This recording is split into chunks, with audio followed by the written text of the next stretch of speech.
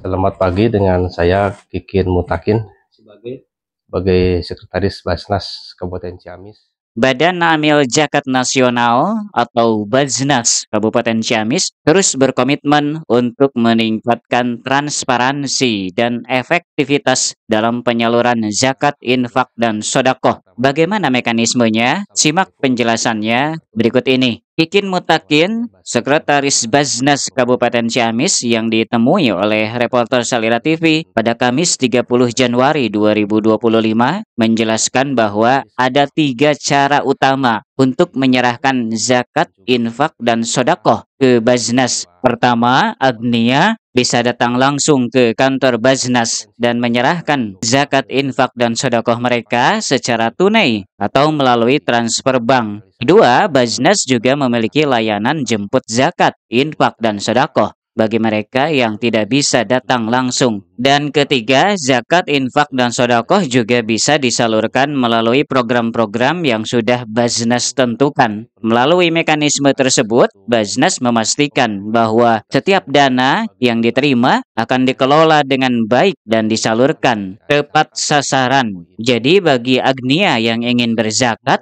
infak, atau sodakoh dengan mudah dan terpercaya, Bajnas Kabupaten Ciamis siap membantu menyalurkan zakat, infak, dan sodakoh dari Agnia kepada mereka yang membutuhkan. Alhamdulillah, pertama saya ucapkan salam dulu ya. Assalamualaikum warahmatullahi wabarakatuh. Bahwasanya Basnas merupakan lembaga pemerintah non-struktural yang diberikan kewenangan oleh pemerintah untuk mengelola zakat, infak, sodakoh, yang tentunya ini menjadi sebuah potret yang telah disahkan, dan juga potret ini telah dijadikan sebuah potensi.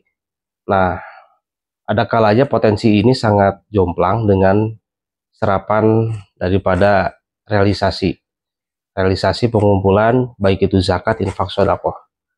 Dan ternyata dari berbagai sektor juga ini belum teroptimalkan.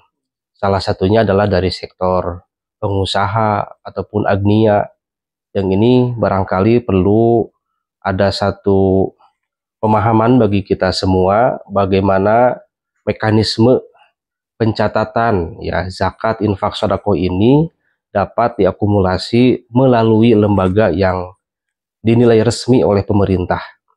Kalau menurut undang-undang itu kan ada Basnas dan juga ada LAS. Nah, dalam kapasitas kami sebagai Basnas dan juga kita mempunyai struktur di bawah, dalam arti ada UPZ di tiap-tiap tingkat desa ataupun kecamatan, bahkan di tiap-tiap sektor gitu kan, majelis taklim dan juga komunitas. Nah, ini memberikan ruang terbuka bagi seluruh elemen masyarakat, terutama para pengusaha agnia, agar zakat, infak, sodakohnya dapat disalurkan melalui lembaga-lembaga itu. Ya, di desa itu sudah ada, di tiap-tiap desa oleh Basnas Ciamis sudah dilegalkan, sudah di SK-kan, sudah dilantik, sudah diberikan berbagai tatanan regulasi, juknis, bagaimana tata cara untuk mengelola, dari mulai memberikan sosialisasi, bagaimana mendata calon muzaki, calon mustahik, bagaimana juga dalam mengelola dana tersebut, yang akhirnya nanti itu akan disalurkan. Nah, ini yang jadi pertanyaannya adalah kemana kan gitu ya para UPZ ini menyalurkan. Nah, di Basnas Ciamis sudah ada mekanisme bahwa dalam bentuk ekosistem zakat ini yang akan menjamin dana yang disalurkan, zakat, infak, sodakoh yang disalurkan kepada UPZ itu nanti akan diakumulasi ke Basnas, dicatat, ditransaksikan gitu kan. Kemudian oleh Basnas akan dikembalikan lagi kepada UPZ. Nah, nanti oleh UPZ akan diberikan kewenangan kepada muzaki tersebut atau para agnia tersebut untuk dapat membagikan dana yang awalnya oleh mereka dikumpulkan kepada UPZ. Nah, artinya kalaupun sekarang fenomenanya masih banyak agnia yang menunaikan zakat, infak, sodakohnya secara mandiri kepada fakir, miskin, dan sebagainya, maka kami kira satu langkah lagi untuk menyempurnakan ibadah syariat keabsahan, baik itu keabsahan secara syar'i maupun keabsahan secara regulasi di Indonesia kan gitu tentunya.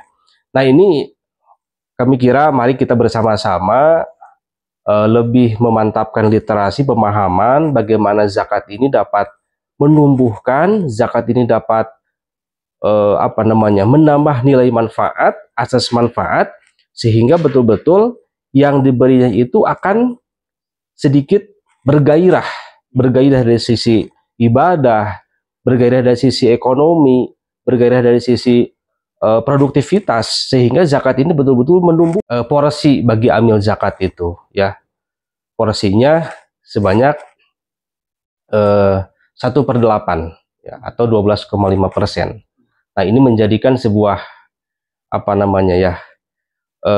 jangan dijadikan alasan mungkin ya ataupun apa, sebab wah kalau ke UPJ kan ke Basnas dulu ada potongan. Itu bukan potongan dalam tanda petik dipotong secara tetapi kan itu absah ya, itu ya. Diatur oleh syar'i gitu ya. Jadi itu merupakan bagian yang telah Allah tetapkan ya dalam Al-Qur'an surah At-Taubah ayat 60 kan gitu. Wal amilina 'alaiha. Nah itu bagian yang terpenting adalah bagaimana zakat ini dikelola dengan maksimal ya. Berbagai program oleh Basnas Ciamis juga telah ditetapkan. Nah, kemudian juga mungkin ada pertanyaan